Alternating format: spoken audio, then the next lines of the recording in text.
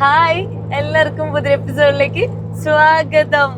ഞാനും ജൂഡും പിന്നെ എബിനും ഹായ് എല്ലാവർക്കും ഹായ്. അജ്മൽ ബ്രോയും എല്ലാരും കൂടെ നമ്മള് ഷിക്കാഗോന് പോവാണ്. ചിക്കാഗോലല്ലോ, ഷിക്കാഗോ അല്ലേ? ഷിക്കാഗോ. ഞാൻ ഇത്ര നാളും പറഞ്ഞോണ്ടിരുന്നത് ചിക്കാഗോ എന്നാണ്. പലരും നാട്ടിൽ അങ്ങനെയാണ് പറഞ്ഞോണ്ടിരുന്നത്. പക്ഷെ പ്രൊണൗൺസ് ചെയ്യുന്നത് ഷിക്കാഗോ അല്ലേ? ചി അല്ല, ഷിക്കാഗോ.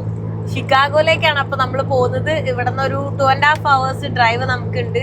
അപ്പൊ ഇവര് വേറൊരു പരിപാടിക്കാ പോകുന്നത്. എങ്ങോട്ടാ പോകുന്നത്? Inter Miami Chicago fire football match. അതന്നെ, അവര് ഫുട്ബോൾ കാണാൻ വേണ്ടിട്ട് പോവാണ്. അപ്പൊ ഞാൻ സോക്കർ. ഓക്കെ. സോ എനിക്ക് ടിക്കറ്റ് ഇവർ എടുത്ത് തന്നിട്ടില്ലാതുകൊണ്ട് നിനക്ക് കളി ഇഷ്ടമല്ല? ചുമ്മാ അറിഞ്ഞതാ. എനിക്ക് ഇല്ല, എനിക്ക് എനിക്ക് ശരിക്കും ഫുട്ബോൾ ഒന്നും കാണാൻ അങ്ങനെ ഇഷ്ടമല്ല. സോ അതുകൊണ്ട് ഞാൻ പോകുന്നില്ല. അപ്പൊ എനിക്ക് അവിടെ ഓൾറെഡി ഒരു മലയാളി അസോസിയേഷൻ ചിക്കാഗോയുടെ ഒരു ജസ്റ്റ് ഒരു മീറ്റപ്പും ഗാദറിംഗ് ഒക്കെ ഉണ്ട്. അപ്പൊ ഞാൻ അങ്ങോട്ടാണ് പോകുന്നത്. ഇവരെന്നെ അങ്ങോട്ട് ഡ്രോപ്പ് ചെയ്യും. സോ ഇവരെന്തായാലും ഫുട്ബോൾ കണ്ടു വരുമ്പോഴേക്കും ഞാൻ ആ പരിപാടിയിലായിരിക്കും ഉണ്ടാവുക. ഞാൻ പരിപാടി 7 മണിക്കാണ്, പക്ഷെ അതിനു മുന്നേ ഞാൻ അവിടെ എത്തും. അവിടെ എത്തിയതിനു ശേഷം മേ ബി അവിടെ തന്നെ ഒന്ന് റൗണ്ട് ഒക്കെ അടിക്കുന്നുണ്ടാവും. നമുക്ക് എന്തായാലും പോകുന്ന വഴിക്ക് ഇങ്ങനെ എന്താ പറയാ, ഇങ്ങനെ ഈ ഒരു കാഴ്ച തന്നെയാണ് കുറെ ദിവസമായിട്ട് എവിടെ നോക്കിയാലും കാണുന്നത്. അതെ അതെ അതെ അതെ, ഇത് ഈ ഡ്രൈലാൻഡ് ആണ് കാണുന്ന മൊത്തം. ഡ്രൈലാൻഡ് തന്നെയാ, ഈ സെയിം ലാൻഡ്സ്കേപ്പ്. ഞാനിപ്പോ ഇതേ ഷിക്കാഗോയിൽ എത്തിയിട്ടുണ്ട്. അപ്പൊ ഞാൻ ഇവിടെ കുറച്ച് മലയാളി ഫാമിലിന്റെ വീട്ടിലാണ് വന്നിട്ടുള്ളത്. അവരെയൊക്കെ ഞാൻ പരിചയപ്പെടുത്തരാം. ഹായ്. പേര്? എന്റെ പേര് റൊണാൾഡോ പൂക്കുമ്പേൽ. റൊണാൾഡോ ആണോ? റൊണാൾഡോ ആണെന്നാണ് ആഗ്രഹം. ആയിരുന്നു. ഓക്കെ. നാട്ടില് വയനാടാണ്. ഓക്കെ. ഇങ്ങനെ അരുണിമയുടെ ഒരു ഫോളോവർ ആണ്. ഞങ്ങൾ ഒത്തിരി ആദ്യം മുതലേ ഉള്ള ആഫ്രിക്കൻ യാത്രകളും പോലുള്ള എല്ലാം ഫോളോ ചെയ്യാറുണ്ട്. ഓക്കെ, സന്തോഷം. ഇവിടെ വന്നപ്പോ ഒന്ന് കാണണമെന്നുണ്ടായിരുന്നു. ഇന്ന് ഞങ്ങളുടെ ക്ലബ്ബുണ്ട്, ചിക്കാഗോ സോഷ്യൽ ക്ലബ്ബ്, അങ്ങോട്ട് ഇൻവൈറ്റ് ചെയ്തിട്ടുണ്ട്. അപ്പൊ കുറച്ച് നേരത്തെ വന്നപ്പോൾ ഞാൻ ഒന്ന് റിക്വസ്റ്റ് ചെയ്തു, വീട്ടിൽ കൂടെ വാ, എല്ലാവരും ഒന്ന് കണ്ടിട്ട് പോകാമെന്ന് പറഞ്ഞ് വന്നതാണ്.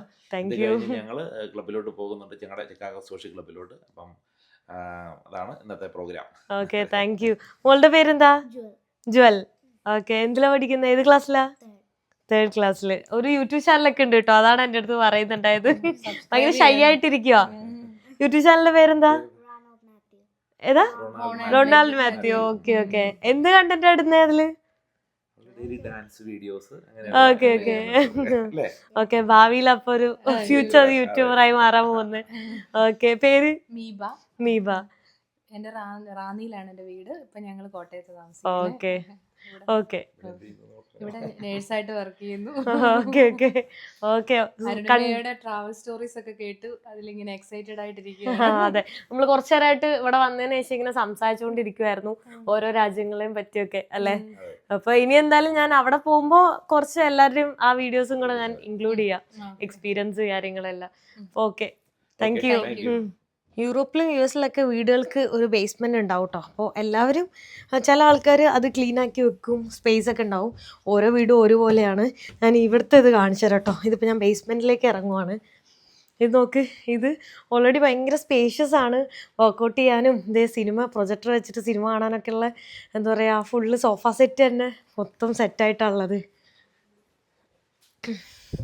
ഇത് കണ്ടോ, ഇത് ഒരു മിനി ബാറ് പോലെ നോക്കി എല്ലാ സെറ്റപ്പും ഉണ്ട്. ബാറിലിരിക്കുന്ന പോലെ ഇവിടെ വെച്ചിട്ട് അടിക്കാം, ഇവിടെ ഇരിക്കാം. കണ്ടോ, ബാറിന്ന് തിരിച്ചാണല്ലോ വെച്ചേക്കുന്നത്. ഇതാ BAR ബാർ കണ്ടോ, മിനി ബാറാണ്. വീടിൻ്റെ താഴെ തന്നെ ഉള്ള. എവിടെ പോയി നിങ്ങളോ? ഇതിൻ്റെ ഉള്ളിൽ കുറേ സ്ഥലം ഉണ്ടല്ലോ. ഇത് കുറേ ഉണ്ടല്ലോ. ഇതിങ്ങനെ റൗണ്ട് ആണല്ലേ? ഓക്കെ. ഇതെന്താ വേറെ ഇതിൻ്റെ ഉള്ളിലുണ്ടോ? ഇതിങ്ങനെ ഓക്കെ. അടിപൊളി. വീടിൻ്റെ ഉള്ളിൽ തന്നെ ഒരു സ്വന്തമായിട്ട് ബാറൊക്കെ ഉള്ള ആളാണ് കേട്ടോ. അടിപൊളി. അപ്പൊ ഫ്രണ്ട്സ് ഒക്കെ ഇവിടെ വന്ന് ഇവിടെ കൂടുന്നത് ബേസ്മെന്റിലാണ്. ഓക്കെ. പക്ഷെ കുറച്ചും കൂടെ അടിപൊളിയായിട്ട് സെറ്റ് ചെയ്തിട്ടുണ്ട്. സാധാരണ ജസ്റ്റ് ഈ ഒരു ട്രേ കണ്ടില്ലേ, ആ ട്രേയിൽ ഇങ്ങനെ സാധനങ്ങൾ മാത്രമേ ഉണ്ടാവുള്ളൂ. ഇതുപോലെ ഇരിക്കാനും ഇതുപോലത്തെ ഇങ്ങനെ ഉണ്ടാവാറില്ല. നൈസ്. ഓക്കെ. ഈ കാണുന്ന എല്ലാ ബ്രാൻഡും ഏതൊക്കെയോ ബ്രാൻഡ് എനിക്ക് അറിയണമെന്നും അറിയാത്ത എല്ലാ ടൈപ്പ് ബ്രാൻഡും ഉണ്ട് കേട്ടോ. വെറൈറ്റി ആയിട്ടുള്ള സംഭവങ്ങൾ. ഇതെന്താ സംഭവം?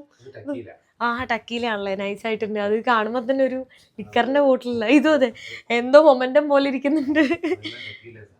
നൈസ് ആയിട്ടുണ്ട്.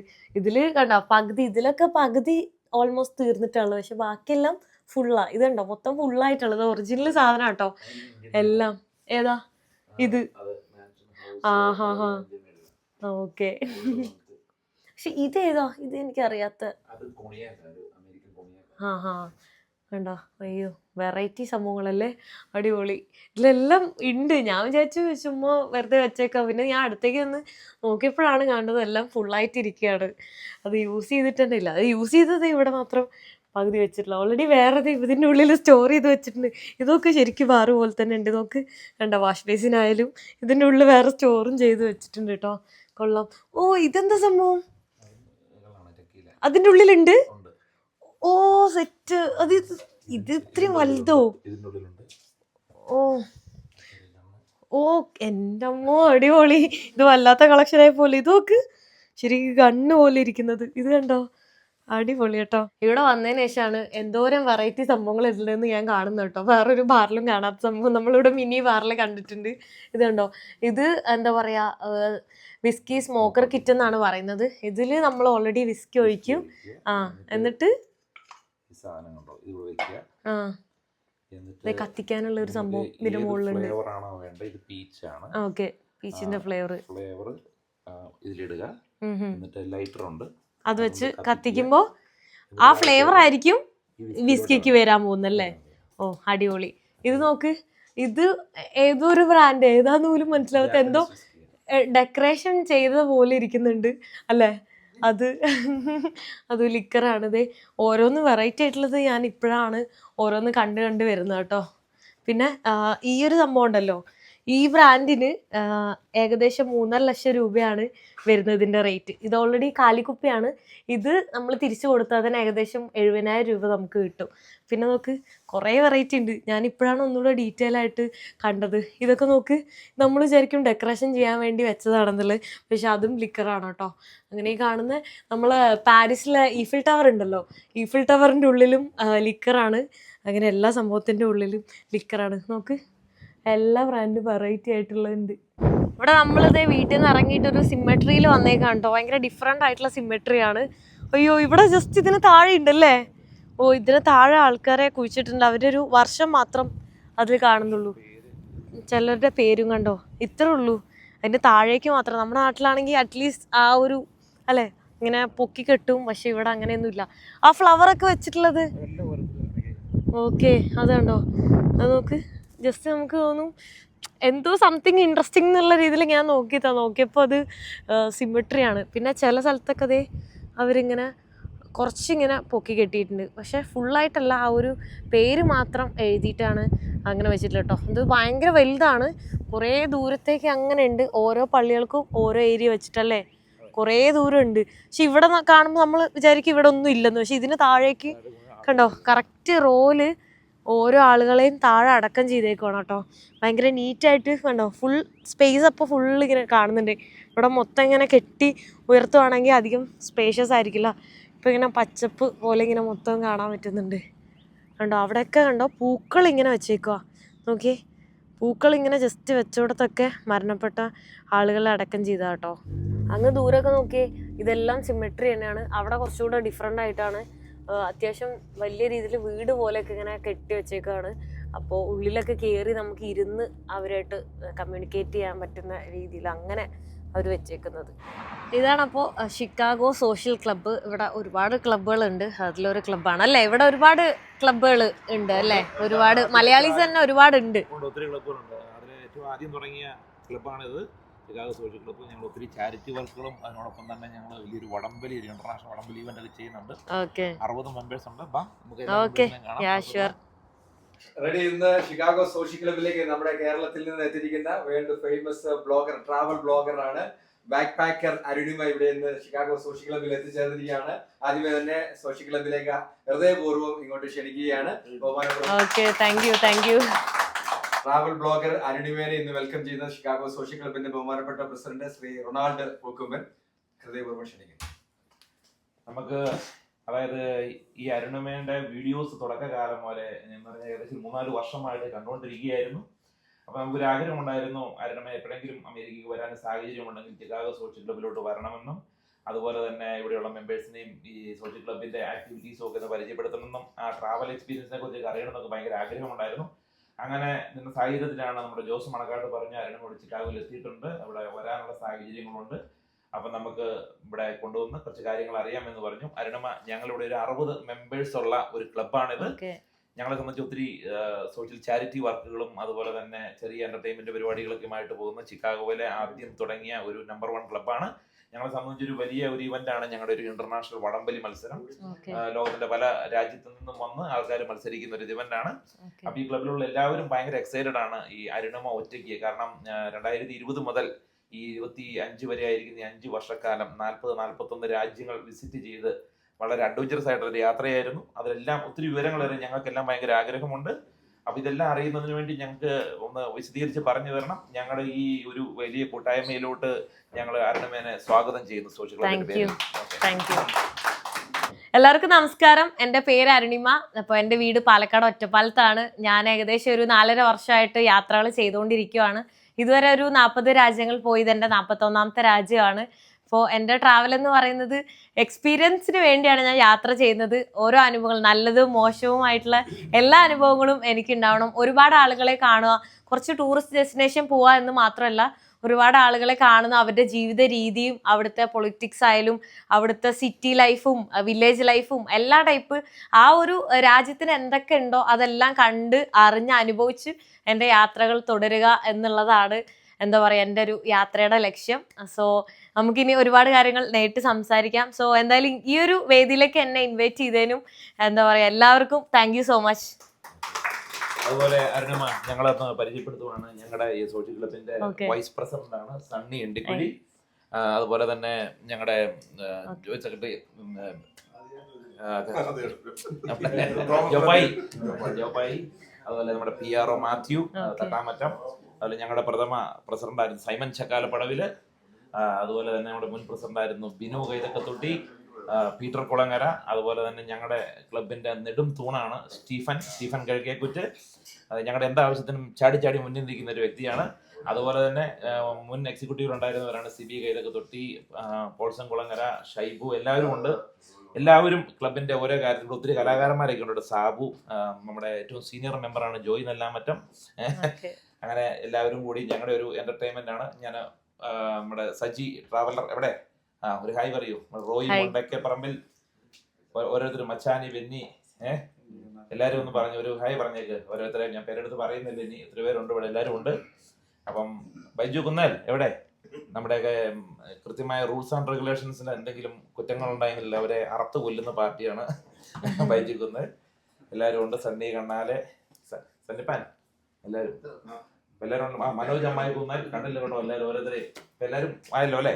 ഞങ്ങൾ പെട്ടെന്ന് വിളിച്ച് കൂട്ടിയത് കൊണ്ടാണ് ഇത്ര ആൾക്കാർ കുറവ്. ഞങ്ങൾ 60 മെമ്പേഴ്സ് ഉണ്ട്. അത് വളരെ പെട്ടെന്നുണ്ടായിരുന്നു, ഷോർട്ട് മീറ്റിംഗ് ആയിരുന്നു.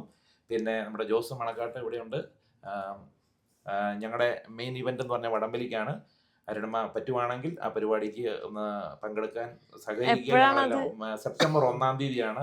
സെപ്റ്റംബർ ആ ടൈമിൽ ചിലപ്പോൾ ഞാൻ സൗത്ത് അമേരിക്ക ഇവിടെയാണെങ്കിൽ ഞങ്ങൾ എല്ലാവരും അരുണമേനെ ഹർദ്ദമായി ആ വടംവലിയിലോട്ട് സ്വാഗതം ചെയ്തിരിക്കുന്നു. അരുണമയുടെ ഈ യാത്രയിൽ ഏറ്റവും ഇഷ്ടപ്പെട്ടതും ഏറ്റവും ഫ്രണ്ട്ലി ആയിട്ടുള്ള ആൾക്കാർ എവിടെയുള്ളത്? ഓക്കെ, എന്താ പറയാ, ശരിക്കും നമുക്ക് ഒരു രാജ്യത്തിനെടുത്ത് പറയാൻ പറ്റില്ല. പക്ഷെ എന്നാലും ഇപ്പോൾ ഓരോ കോണ്ടിനെന്റ് അല്ലെ കൺട്രി അങ്ങനെ പറയേണ്ടി വരും.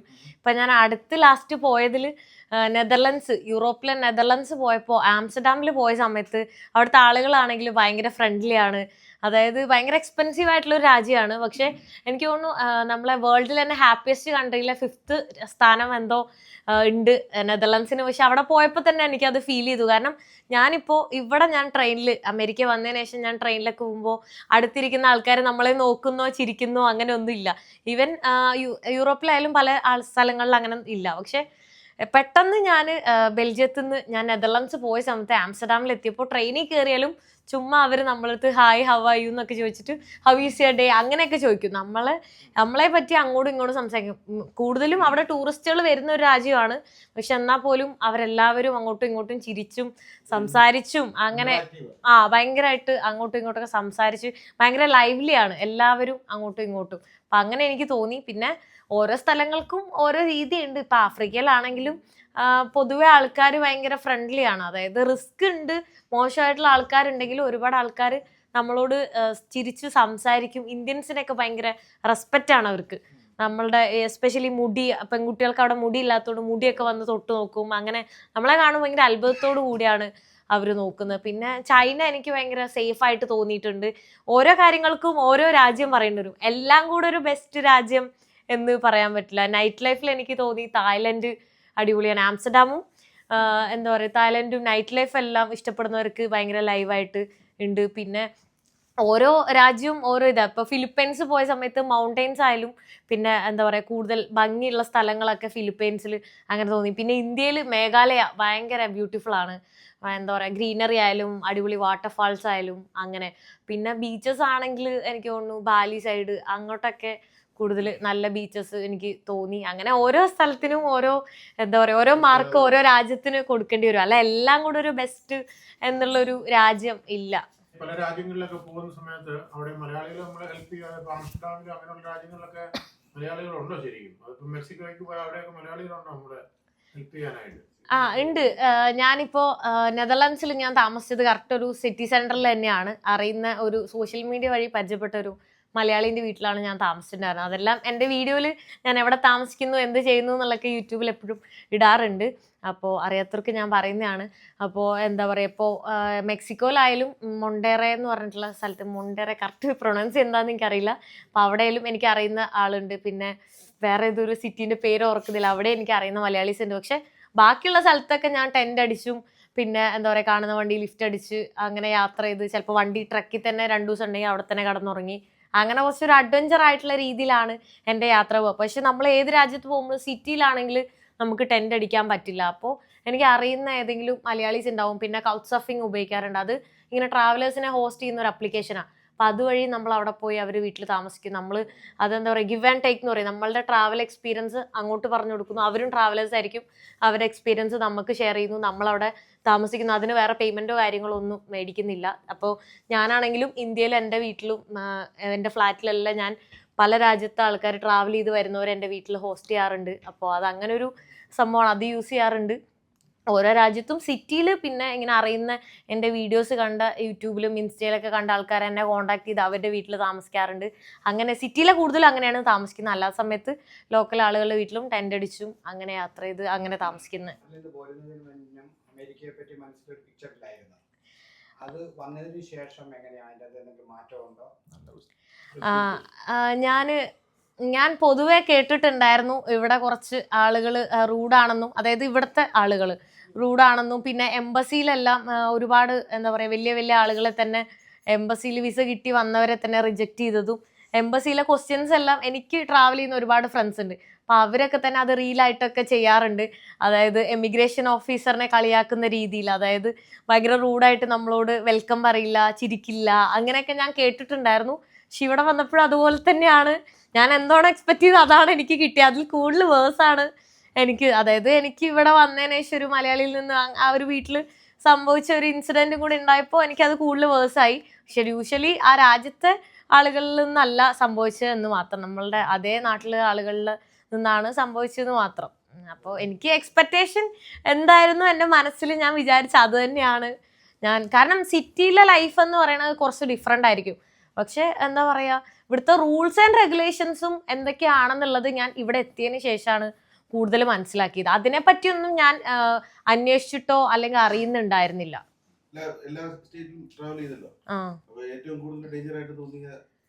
ശരിക്കും പറഞ്ഞാൽ ഇന്ത്യയിൽ ഈ പറഞ്ഞ പോലെ തന്നെ നല്ല ആൾക്കാരുണ്ട്, മോശം ആൾക്കാരുണ്ട്. എന്നാലും ഒരു സൗത്ത് ഇന്ത്യ എന്ന് പറയുമ്പോൾ കുറച്ചും കൂടെ ഒരു സേഫ് ആയിട്ടാണ് എനിക്ക് തോന്നാറ്. പക്ഷെ നോർത്ത് ഇന്ത്യയിൽ പല രാജ്യങ്ങളും, നോർത്തായാലും വെസ്റ്റ് ആയാലും സെൻട്രലായാലും ഒക്കെ ഇൻഡോർ ആ ഏരിയയിൽ ആയാലും, പിന്നെ ഇപ്പോൾ യു പിയിൽ തന്നെ സിറ്റികളിലൊക്കെ ഭയങ്കര സേഫായി തോന്നും.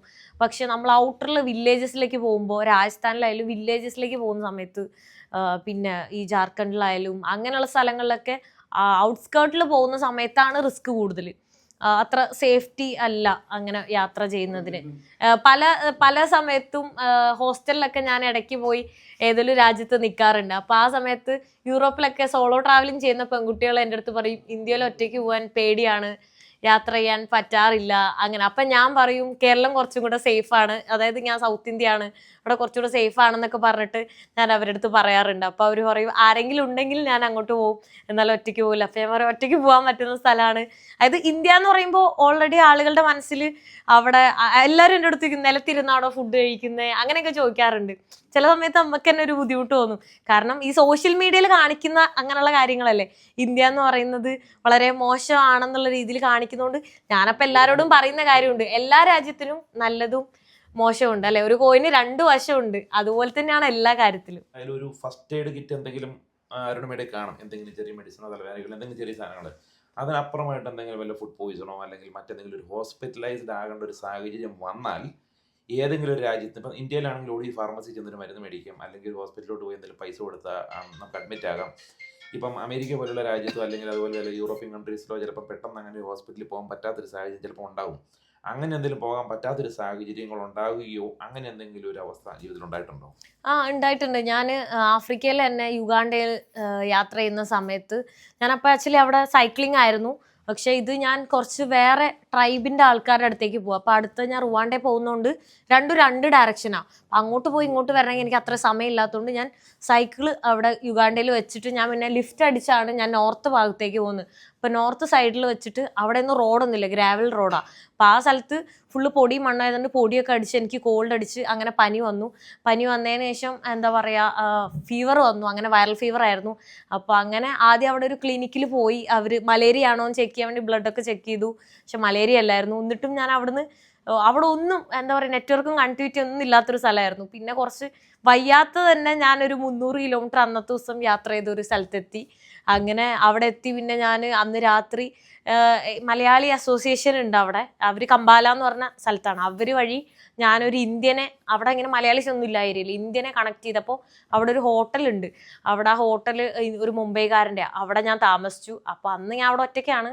അപ്പോൾ അന്ന് രാത്രി പെട്ടെന്ന് ശ്വാസം മുട്ടൽ വന്നിട്ട് എന്താ പറയുക, എനിക്ക് പെട്ടെന്ന് സംസാരിക്കാൻ പോലും പറ്റാണ്ട് തന്നെ ഞാൻ പെട്ടെന്ന് അവരെ റിസപ്ഷനിൽ വിളിച്ചു പറഞ്ഞപ്പോൾ തന്നെ അവരൊരു വണ്ടി വിട്ടു. അങ്ങനെ വണ്ടി വിട്ടിട്ട് ഞാൻ ഒറ്റയ്ക്കാണ് ഹോസ്പിറ്റലിൽ പോകുന്നത്. ഹോസ്പിറ്റലിൽ പോയി ഒറ്റയ്ക്ക് പോയി അഡ്മിറ്റായി.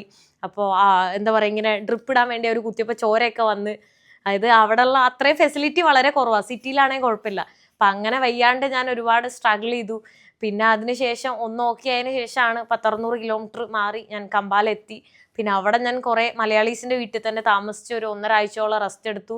എന്നിട്ട് വീണ്ടും ഞാൻ സൈക്ലിംഗ് തുടങ്ങിയപ്പോൾ ഏകദേശം ഒരു 10-60 കിലോമീറ്റർ പോയതിന് ശേഷം വീണ്ടും എനിക്ക് അസുഖം വന്ന് ഞാൻ ഛർദിലൊക്കെ ആയിട്ട് തിരിച്ച് ഇങ്ങോട്ട് തന്നെ വന്ന് നേരെ ഹോസ്പിറ്റലിൽ പോയി അഡ്മിറ്റ് ആവേണ്ട ഒരു അവസ്ഥ വന്നു.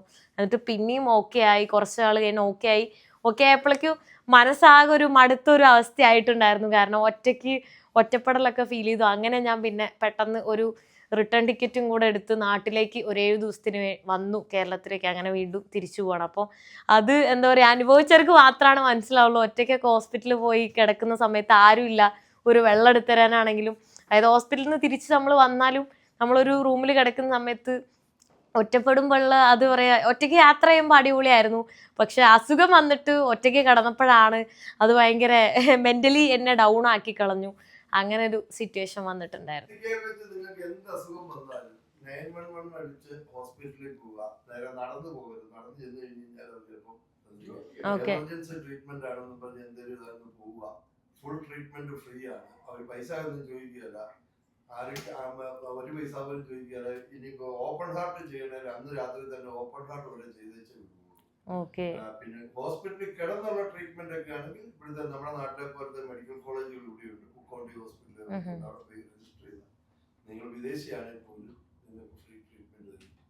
എല്ലാ ട്രീറ്റ്മെന്റും ഫ്രീ ആയിരിക്കും. അതുപോലെ തന്നെ ഒരു കാര്യം കൂടെ, സൗത്ത് അമേരിക്കയിലേക്ക് പോകുമ്പോഴും പ്രത്യേകം ശ്രദ്ധിക്കേണ്ട ഒരു കാര്യം, സിറ്റി സേഫ് ആയിരിക്കും, വില്ലേജസ് സേഫ് അല്ല, ഡേഞ്ചറസ് ആയിരിക്കണം. അല്ലെങ്കിൽ നിങ്ങൾ അവിടെയുള്ള സൗത്ത് അമേരിക്ക നിങ്ങൾക്ക് ഉറപ്പുള്ള ഒരാളുടെ കൂട്ടത്തിൽ മാത്രമേ ഉള്ളൂ സൗത്ത് അമേരിക്കയിലെ വില്ലേജസിലേക്ക് പോകണം. ഇപ്പൊ അമേരിക്കയിൽ നിങ്ങളുടെ ആദ്യത്തെ ഒരു ഇൻസിഡന്റ് ഇത് അതെന്തോ ഒരു കഷ്ടകാലം മാത്രം ഓർത്താൽ മതി. 99% ആൾക്കാരും എല്ലാവരും ഹെൽപ്പ് ചെയ്യുന്നവരാണ്. നിങ്ങൾക്ക് വേണമെങ്കിൽ ഒരാഴ്ച വേണമെങ്കിൽ വീട്ടിൽ വന്ന് താമസിക്കാൻ വേണ്ട എല്ലാ ഹെൽപ്പ് ചെയ്യുന്നവരാണ്. ആ കാണുന്ന വീടുകളുണ്ടോ, ഇവിടുന്ന് നാട്ടിൽ വേണ്ട ആൾക്കാർക്ക് വീട് വെച്ച് കൊടുത്താണ്. അതുപോലെ പലതരത്തിലുള്ള എഡ്യൂക്കേഷനിലായാലും ഹെൽത്ത് വൈസിലായാലും ഒത്തിരി ഹെൽപ്പ് ചെയ്യുന്ന ആൾക്കാരാണ് ഇവിടെ 99% ആൾക്കാർ. ഒരു വീട്ടിൽ പോയി താൽക്കാലികമായി താമസിച്ചാൽ അത്യാവശ്യം ചോദിച്ചു കഴിഞ്ഞാൽ യാതൊരു തരത്തിലുള്ള ഒരു നിങ്ങൾക്ക് ഒരു നിസ്സഹകരണം കിട്ടാറുണ്ട്. പിന്നെ അവിടെ നിന്ന് കുറച്ച് കൂടുതൽ 2-3 ദിവസമൊക്കെ കഴിയുവാണെങ്കിൽ പിന്നെ ചിലപ്പോൾ പോകാമായിരുന്നു. ഒരു ഫസ്റ്റ് ഡേയിൽ ഒരു 1-2 ദിവസത്തേക്ക് ഒരു അത്യാവശ്യം ചോദിച്ചു കഴിഞ്ഞാൽ ഇനി അല്ലെങ്കിൽ ഇവിടെ മലയാളികളുടെ സംഘടനകളുണ്ട്. ഒരു അത്യാവശ്യം വന്നു കഴിഞ്ഞാൽ നിങ്ങൾക്ക് കോൺടാക്ട് ചെയ്യും. ഫോമ എന്നൊരു സംഘടനയുണ്ട് അമേരിക്കയുടെ മൊത്തത്തിൽ, അല്ലെങ്കിൽ അവിടെ ലോക്കൽ മലയാളി, ഇനി അല്ലെങ്കിൽ ഫൊക്കാന എന്ന് പറഞ്ഞ വേറെ സംഘടനയുണ്ട് അമേരിക്കയുടെ മൊത്തത്തിൽ. ഈ 2 സംഘടനകളിൽ ആരെങ്കിലും ഒക്കെ കോൺടാക്ട് ചെയ്ത് കഴിഞ്ഞാൽ നിങ്ങൾക്ക് ഏത് രീതിയിലുള്ള ഹെൽപ്പുകളും ചെയ്തു തന്നു. കാരണം പ്രത്യേകിച്ച് ഒരു അത്യാവശ്യം ഘട്ടത്തിൽ വന്നെങ്കിൽ എന്തെങ്കിലും ഒരു മെഡിക്കൽ ട്രീറ്റ്മെന്റോ അങ്ങനെ എന്തെങ്കിലും വന്നാൽ പോലും അവിടെയുള്ള ഈ 2 സംഘടനകളുടെ എഴുതിയിട്ടു ഫോമ ആൻഡ് ഫൊക്കാന. പിന്നെ ലോക്കൽ മലയാളി അസോസിയേഷനുകളും കാണും. ജോസിന്റെ നമ്പറും പീറ്ററിന്റെ നമ്പറും മാത്രം മതി. അമേരിക്ക രണ്ടും കവർ നിങ്ങള് ഒരു ജീവിതത്തിലെ ഏറ്റവും വലിയ റിസ്ക് എടുത്ത് ട്രാവൽ ചെയ്യുന്ന ഒരു യൂട്യൂബർ ആണെന്ന് മനസ്സിലാക്കാൻ സാധിച്ചു. നിങ്ങളുടെ ജീവിതത്തിലെ ഏറ്റവും വേഴ്സ് ആയിട്ട് നിങ്ങൾക്ക് സംഭവിച്ച ഈ വേൾഡിൽ ഈ പറയുന്ന ലോകത്ത് ട്രാവൽ ചെയ്തപ്പോൾ ഏറ്റവും വേഴ്സ് ആയിട്ട് സംഭവിച്ച ഒരു ഇൻസിഡന്റ് പറയാൻ സാധിക്കുമോ? ഒരുപാട് അങ്ങനത്തെ യാത്രയിൽ ഇൻസിഡൻസ് ഉണ്ടാവാറുണ്ട്. ശരിക്കും പറഞ്ഞാൽ ഒരു അനുഭവം ഉണ്ടാവുന്ന സമയത്ത് നമ്മൾ വിചാരിക്കും അതായിരിക്കും ഏറ്റവും വേഴ്സ് എന്ന്. പക്ഷെ പിന്നീട് അതിൽ നിന്ന് നമ്മൾ റിക്കവർ ആയി, നമ്മൾ ചിലപ്പോൾ മെന്റലിയും ഫിസിക്കലിയും ഒന്നും ഓക്കെ ആവില്ല. അതിൽ നിന്ന് റിക്കവർ ആയി വരുമ്പോഴായിരിക്കും എന്താ പറയാ അത് പിന്നെ അടുത്ത അതിലും വേഴ്സ് ആവും. അപ്പൊ നമ്മൾ വിചാരിക്കും അതായിരിക്കും വേഴ്സ്. അതുകൊണ്ട് എക്സാക്റ്റ് ആയിട്ട് വേഴ്സ് എന്ന് പറയാൻ പറ്റില്ല. എക്സ്പീരിയൻസ് പറയുകയാണെങ്കിൽ എൻ്റെ ഇതിൽ ഒരു 90% എനിക്ക് നല്ല അനുഭവങ്ങളാണ് ഉണ്ടായിട്ടുള്ളത്. അത് എന്താ പറയുക, ആ രാജ്യത്തെ ആളുകളിൽ നിന്നായാലും അല്ലെങ്കിൽ ഞാൻ എങ്ങനെ പോകുമ്പോഴാണെങ്കിലും എന്താ പറയുക എല്ലാ രീതിയിലും എനിക്ക് നല്ല അനുഭവങ്ങളാണ് കൂടുതൽ ഉണ്ടായിട്ടുള്ളത്. പക്ഷെ ഒരു 10% സേഫ്റ്റി ഇഷ്യൂ ആയാലും പിക്ക് പോക്കറ്റിംഗ് ആയാലും സാധനങ്ങൾ അടിച്ചു മാറ്റി പോയിട്ടായാലും പൈസ അടിച്ചു മാറ്റി പോയിട്ടായാലും ഒരു പെൺകുട്ടി എന്നുള്ള രീതിയിൽ എന്താ പറയുക നമ്മളെ ശാരീരികമായി ഉപയോഗിക്കുക എന്നുള്ള രീതിയിലും പല രീതിയിലും എന്താ പറയുക രക്ഷപ്പെട്ട് ഓടേണ്ടി വന്ന സാഹചര്യങ്ങൾ ഉണ്ടായിട്ടുണ്ട്. പിന്നെ വണ്ടികളിൽ ലിഫ്റ്റ് അടിച്ചു പോകുന്ന സമയത്ത് ബ്രേക്ക് വണ്ടിയിൽ പോകുന്നതും വണ്ടി കേടുവന്ന് ഓരോ സ്ഥലത്ത് കുടുങ്ങി കിടക്കുന്നതും സൈക്കിളിൽ എത്യോപ്യയിൽ പോകുന്ന വഴിക്ക് എന്താ പറയുക എൻ്റെ കയ്യിലുണ്ടായിരുന്ന വെള്ളവും ഫുഡും തീർന്നു പോയി. ഞാൻ ഓരോ വീട്ടിൽ പോയി ഫുഡ് ചോദിക്കുന്നു. അവരുടെ വീട്ടിൽ അവർക്കാർക്കും ഭക്ഷണം ഇല്ല, അവർ ചെളിവെള്ളമാണ് കുടിക്കുന്നത്. അങ്ങനെ ചെളിവെള്ളം കുടിക്കേണ്ട സാഹചര്യം ഉണ്ടായിട്ട് അങ്ങനെ പറയുകയാണെങ്കിൽ എന്താ പറയുക അനുഭവങ്ങളുടെ ഒരു കണക്കെടുത്താൽ അത് തീരില്ല, അത്ര അധികം അനുഭവങ്ങളുണ്ട്. ഈ ട്രാവലറായിട്ട് ഇതുവരെ ട്രാവൽ ചെയ്തതിൽ ഏറ്റവും റിസ്ക് ആയിട്ടുള്ള രാജ്യം എന്താണ്? അവിടെ ഉണ്ടായ ഒരു അനുഭവം പറയാമോ?